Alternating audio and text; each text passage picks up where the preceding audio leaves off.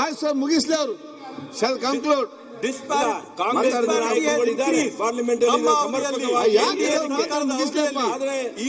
ಸಂಪತ್ತೆಲ್ಲ ಮೋದಿ ಅವರು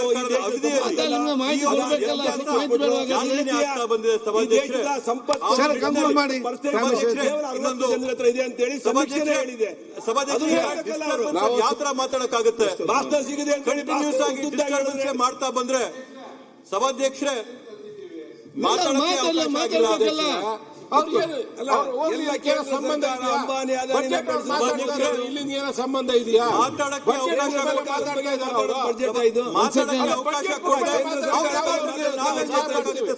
ಒಬ್ಬರನ್ನ ಟೀಕೆ ಮಾಡೋದು ಬಿಟ್ಟು ಡೆವಲಪ್ಮೆಂಟ್ ಏನ್ ಮಾಡಿ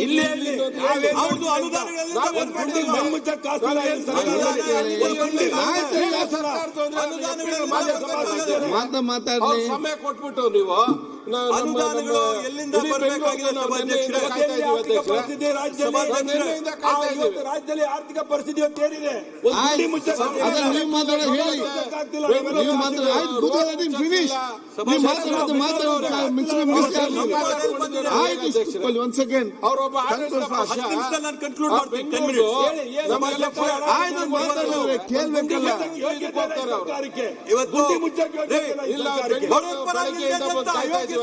ಕೇಂದ್ರದ್ದು ಏನ್ರಿ ಮಾತಾಡ್ತೀರಾ?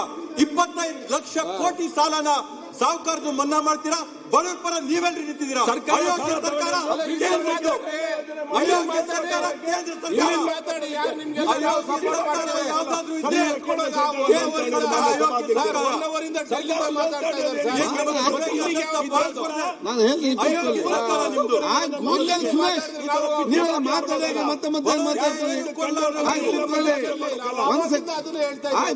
ಕೇಳ್ತೇನೆ ನಾನು. ಮಾತಾಡ್ಲಿಲ್ಲ, ಕೇಳ್ತೇನೆ. ಸಭಾಧ್ಯಕ್ಷರೇ, ಮಾತಾಡಕ್ ಅವಕಾಶನೇ ಕೊಟ್ಟಿಲ್ಲ. Disturbance continue. ಸಭಾಧ್ಯಕ್ಷರೇ, ಅದೇ ತರದಲ್ಲಿ ಮಿಡಲ್ ಕ್ಲಾಸ್ ಏನಿದೆ, 30% ಮನೆಗಳು ಮಿಡಲ್ ಕ್ಲಾಸ್ ಇರ್ತಕ್ಕಂಥದ್ದು, ಅವರು ಸೇವಿಂಗ್ಸ್ 56%. ಕೆಳವರ್ಗದಲ್ಲಿರ್ತಕ್ಕಂಥ ಆಸ್ಪೈರಿಂಗ್ ಕ್ಲಾಸ್ ಮತ್ತೆ ಡೆಸ್ಟಿಟ್ಯೂಟ್ ಕ್ಲಾಸ್ ಅಲ್ಲಿ 67% of our population is in the aspiring and destitute class. ಅವರು ಉಳಿಕೆ ಎಷ್ಟು ಮಾಡ್ತಾರಂತಂದ್ರೆ ದೇಶದ ಎಂಟೈರ್ ಸೇವಿಂಗ್ಸ್ ಅಲ್ಲಿ 1% ಅವ್ರ ಪಾಲಿರ್ತಕ್ಕಂಥದ್ದು. ಸಭಾಧ್ಯಕ್ಷರೇ, ಆದ್ರಿಂದ ಇವರೇನು ಸಾಹುಕಾರರ ಪರ ನಿಲ್ತಾ ಇದ್ದಾರೆ, ಬಡವರ ಪರ ನಿಲ್ತಕ್ಕಂಥ ಸರ್ಕಾರ ಯಾವ್ದಾದ್ರೂ ಇದ್ರೆ ಈ ಕರ್ನಾಟಕ ರಾಜ್ಯದಲ್ಲಿರ್ತಕ್ಕಂಥ ಕಾಂಗ್ರೆಸ್ ಸರ್ಕಾರ, ಸಿದ್ದರಾಮಯ್ಯ ಅವ್ರ ಸರ್ಕಾರ ಅಂತೇಳಿ ಘಂಟಾಘೋಷವಾಗಿ ಸಂದರ್ಭದಲ್ಲಿ ಹೇಳ್ತೀನಿ. ಸಭಾಧ್ಯಕ್ಷರೇ, ಬಡವರ ಪರವಾಗಿ ನಿಂತಿರ್ತಕ್ಕಂಥದ್ದು, ಅವರ ಬಾಳುಗಳನ್ನ ಬೆಳಕು ಮಾಡ್ತಾ ಇರ್ತಕ್ಕಂಥ ಸರ್ಕಾರ ನಮ್ ಕಾಂಗ್ರೆಸ್ ಸರ್ಕಾರ ಅಂತ ಈ ಒಂದು ಸಂದರ್ಭದಲ್ಲಿ ಹೇಳ್ತಾ ಸಭಾಧ್ಯಕ್ಷರೇ, ಮತ್ತೊಂದು ವಿಷಯ ಕಡೆಯಲ್ಲಿ ನಾನು ಮಾತಾಡಿಸಿ ಮುಗಿಸ್ತೀನಿ. ಏನಿವತ್ತು ಜಿಎಸ್ಟಿ ಬಂದಾಗಿಂದ ರಾಜ್ಯಗಳಿಗೆ ಯಾವ ತರ ಅನ್ಯಾಯ ಆಗಿದೆ ಅಂತಂದ್ರೆ ಸಭಾಧ್ಯಕ್ಷರೇ, ಜಿಎಸ್ಟಿ ಜಾರಿಗೆ ಬರಕ್ ಮೊದಲು ಬಿಫೋರ್ 2016 ಸ್ವತಂತ್ರ ಬಂದಾಗಿಂದ 2016ವರೆಗೂ ಎಲ್ಲಾ ರಾಜ್ಯಗಳ ಒಟ್ಟಾರೆ ಸಾಲದ ಪ್ರಮಾಣ ಎಷ್ಟು ಅಂತಂದ್ರೆ 33 ಲಕ್ಷ ಕೋಟಿ ರೂಪಾಯಿಗಳು. ಸಭಾಧ್ಯಕ್ಷರೇ, 2016ರಲ್ಲಿ ಜಿಎಸ್ಟಿ ಜಾರಿಗೆ ತಂದ ನಂತರ ರಾಜ್ಯಗಳ ಒಟ್ಟಾರೆ ಸಾಲದ ಪ್ರಮಾಣ ಎಷ್ಟು ಅಂತಂದ್ರೆ 93.9 ಲಕ್ಷ ಕೋಟಿ. ಅಂದ್ರೆ 10 ವರ್ಷದಲ್ಲಿ 60 ಲಕ್ಷ ಕೋಟಿ ರೂಪಾಯಿಗಳಷ್ಟು ಸಾಲ ಹೊರೆ ರಾಜ್ಯಗಳ ಮೇಲೆ ಆಗಿದೆ. ಸಭಾಧ್ಯಕ್ಷರೇ, ಅವೈಜ್ಞಾನಿಕವಾಗಿ ಜಿಎಸ್ಟಿ ಜಾರಿಗೆ ಮಾಡಿದ್ರಿಂದ ಈ ರೀತಿಯಾದಂತಹ ಹೊರೆ ರಾಜ್ಯ ಸರ್ಕಾರಗಳು ಇವತ್ತು ಅನುಭವಿಸಬೇಕಾಗ್ತಾ ಇದೆ. ಸಭಾಧ್ಯಕ್ಷರೇ, ಬರೀ ಹೊರೆ ಇವತ್ತು ಸಾಲ 93.9 ಲಕ್ಷ ಕೋಟಿ ಆಯ್ತು ಅಂದ್ರೆ ಅದ್ರ ಬಗ್ಗೆ ನಾವೇನು ಗಾಬರಿ ಬೀಳಬೇಕಾಗಿಲ್ಲ.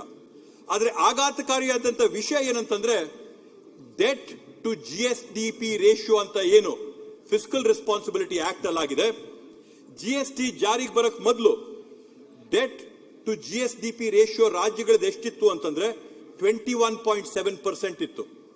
ಜಿಎಸ್ಟಿ ಜಾರಿಗಾದ ನಂತರ ರಾಜ್ಯಗಳ ಡೆಟ್ ಟು ಜಿಎಸ್ಡಿಪಿ ರೇಷಿಯೋ ಎಷ್ಟಾಯ್ತು ಅಂತಂದ್ರೆ 27.5ರಿಂದ 28.5 ಆಯ್ತು. ಸಭಾಧ್ಯಕ್ಷರೇ, 8% ಅಷ್ಟು ಡೆಟ್ ಟು ಜಿಎಸ್ಡಿಪಿ ರೇಷಿಯೋ ಜಾಸ್ತಿ ಆಗಿದೆ. ಸಭಾಧ್ಯಕ್ಷರೇ, ಈ ಒಂದು ನಿಟ್ಟಿನಲ್ಲಿ ಕೇಂದ್ರ ಸರ್ಕಾರ ಮಾಡಿರ್ತಕ್ಕಂಥ ಅವೈಜ್ಞಾನಿಕ ಯೋಜನೆಗಳಿಂದ ರಾಜ್ಯ ಸರ್ಕಾರಗಳ ಮೇಲೆ ಹೊರೆ ಸತತವಾಗಿ ಜಾಸ್ತಿ ಆಗ್ತದೆ. ಸಭಾಧ್ಯಕ್ಷರೇ, ನಾವು ರಾಜಸ್ಥಾನ ಅಥವಾ ಪಂಜಾಬ್ ಅಂತ ರಾಜ್ಯಗಳನ್ನ ನೋಡಿದ್ರೆ, ಪಂಜಾಬ್ ಅಲ್ಲಿ ಡೆಟ್ ಟು GSDP ರೇಷಿಯೋ 46% ಇದೆ ಸಭಾಧ್ಯಕ್ಷರೇ.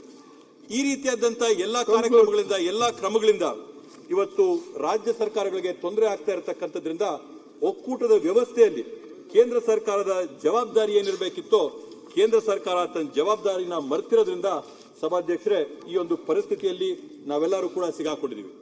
ಕಡೆಯಲ್ಲಿ ಸಭಾಧ್ಯಕ್ಷರೇ, ನಾನು ಮಾತಾಡಬೇಕಾದಂಥದ್ದು ನಮ್ಮ ರಾಜ್ಯದ ಇಂಜಿನ್ ಏನಿದೆ, 33 ಲಕ್ಷ ಕೋಟಿಯ ನಮ್ದು ಏನು GSDP ಇದೆ, ಆದಾಯ ಗಳಿಕೆ ಏನಿದೆ ನಮ್ಮ ರಾಜ್ಯದ್ದು, ಅದರಲ್ಲಿ ಪ್ರಮುಖ ಪಾತ್ರನ ವಹಿಸ್ತಾ ಇರತಕ್ಕಂಥದ್ದು ರಾಜ್ಯದಲ್ಲಿರ್ತಕ್ಕಂಥ ನಮ್ಮ ITBT ವಲಯ ಸಭಾಧ್ಯಕ್ಷರೇ. ಇವತ್ತು ಮಾತಾಡ್ತಾ ಇರಬೇಕಾದಂತ ಸಂದರ್ಭದಲ್ಲಿ GSDP ನಾವು ಯಾವ ತರ ಜಾಸ್ತಿ ಮಾಡಬೇಕು ಅಂತಂದ್ರೆ ಲೀಪ್ ಕಾರ್ಯಕ್ರಮಗಳನ್ನ, ಲೀಪ್ ಯೋಜನೆಗಳನ್ನ ಮಾಡಿ ರಾಜ್ಯಾದ್ಯಂತ ಪ್ರಗತಿ ಕಾಣಬೇಕಂತ ಪರಿಕಲ್ಪನೆ ಇಟ್ಕೊಂಡಿದ್ದೀವಿ ಸಭಾಧ್ಯಕ್ಷರೇ. ಕರ್ನಾಟಕದ ವಿಶೇಷತೆ, ಬೆಂಗಳೂರಿನ ವಿಶೇಷತೆ ಏನಂತಂದ್ರೆ ಸಿಲಿಕಾನ್ ವ್ಯಾಲಿ ಅಂತ ನಾವೇನ್ ಕರಿತೀವಿ, ಅಲ್ಲಿ ಸುಮಾರು 15 ಲಕ್ಷ ಇಂಜಿನಿಯರ್ಗಳಿದ್ರೆ ಟೆಕ್ ಅಲ್ಲಿ, ಬೆಂಗಳೂರು ನಗರ ಒಂದರಲ್ಲೇನೆ 25 ಲಕ್ಷ ಜನ ಇದ್ದಾರೆ ಸಭಾಧ್ಯಕ್ಷರೇ. ಇವತ್ತು ಸ್ಟಾರ್ಟ್ಅಪ್ಗಳಲ್ಲಿ, ನವೋದ್ಯಮಗಳಲ್ಲಿ ನಮ್ಮ ಸರ್ಕಾರ ಅಧಿಕಾರಕ್ಕೆ ಬರಕ್ ಮೊದಲು ಬೆಂಗಳೂರು 21ನೇ ಸ್ಥಾನದಲ್ಲಿತ್ತು ಸಭಾಧ್ಯಕ್ಷರೇ. ಇವತ್ತು 7 ಸ್ಥಾನ ಮೇಲಕ್ಕೆ ಬಂದು 14ನೇ ಸ್ಥಾನದಲ್ಲಿದೆ ಸಭಾಧ್ಯಕ್ಷರೇ. ಆ 14 ಸ್ಥಾನಗಳಲ್ಲಿ ನೀವು ಮೆಲುಕಾಕ್ ನೋಡಿದ್ರೆ ಭಾರತ ದೇಶದಲ್ಲಿ ಇರ್ತಕ್ಕಂಥ ಒಂದು ನಗರ ಕೂಡ ಇಲ್ಲ. ಏಷ್ಯಾ ಖಂಡ ಪೂರ್ತಿ ನೋಡಿದ್ರೆ ಬೇಜಿಂಗ್, ಶಾಂಘಾಯ್ ಬಿಟ್ರೆ ಇರ್ತಕ್ಕಂಥ ನಗರ ಒಂದೇ ಒಂದು, ಅದು ಬೆಂಗಳೂರು ಅಂತೇಳಿ ಹೆಮ್ಮೆಯಿಂದ ಹೇಳ್ಕೊತೀನಿ ಸಭಾಧ್ಯಕ್ಷರೇ. ಈ ರೀತಿಯಾದಂತ ಬಂಡವಾಳಕ್ಕೆ ಪೂರಕವಾದಂತ ವಾತಾವರಣ ಇರೋದ್ರಿಂದ ಇವತ್ತು ಈ ಒಂದು ದೊಡ್ಡ ಮಟ್ಟದಲ್ಲಿ ಕಂಪನಿಗಳಲ್ಲಿ ಬಂದು ಬಂಡವಾಳ ಹೂಡಿಕೆಗಳು ಮಾಡಿ ಉದ್ಯೋಗನ ಸೃಷ್ಟಿ ಮಾಡ್ತಾ ಇದ್ದಾರೆ ಸಭಾಧ್ಯಕ್ಷ. Electronics, I conclude in 5 minutes. Electronics, semiconductors, design and manufacturing ಅಲ್ಲಿ ಸಭಾಧ್ಯಕ್ಷರೇ ಬಂಡವಾಳ ಹೂಡಿಕೆ ಏನಾಗಿದೆ ಅಂತ ಕೇಳ್ತಾರೆ ಇವತ್ತು. ಫಾಕ್ಸ್